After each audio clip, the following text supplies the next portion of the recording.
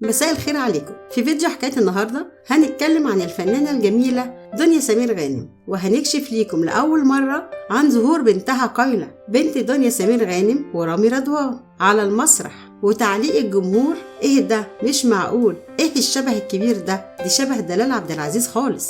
هنعرف كل التفاصيل، بس قبل ما نكمل الفيديو انزل بسرعة واعمل لايك واشترك في القناة وفعل زرار الجرس على كل الاشعارات، ضروري جدا جدا علشان كل الجديد يجيلك لحد عندك. ودلوقتي يلا بينا نكمل الفيديو بس بعد الفاصل.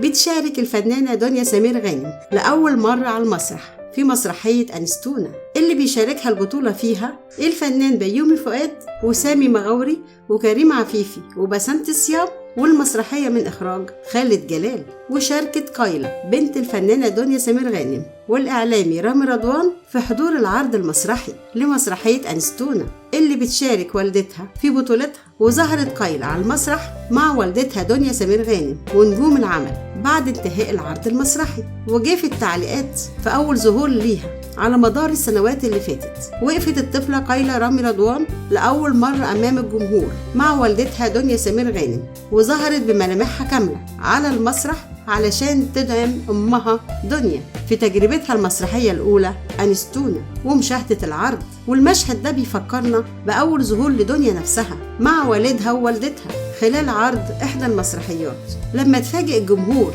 اللي كان حاضر العرض بالفنان سمير غانم والفنانة دلال عبد العزيز، وهم بيفاجئوهم بدنيا بنتهم بتحيي الجمهور، والجمهور عارف إن دي بنت سمير ودلال دنيا. وقايلة كمان بيتوقع لها الجمهور إن هي تكون خليفة لوالدتها وجدتها دلال وجدها سمير، وتقف هي كمان على خشبة المسرح. وجت تعليقات الجمهور لما ظهرت قايلة مع دنيا أمها على المسرح، وقالوا إيه الشبه ده مش معقول، دي شبه دلال عبد العزيز خالص الله يرحمها. وناس تانية قالت لا دي شكل أمها دنيا قوي.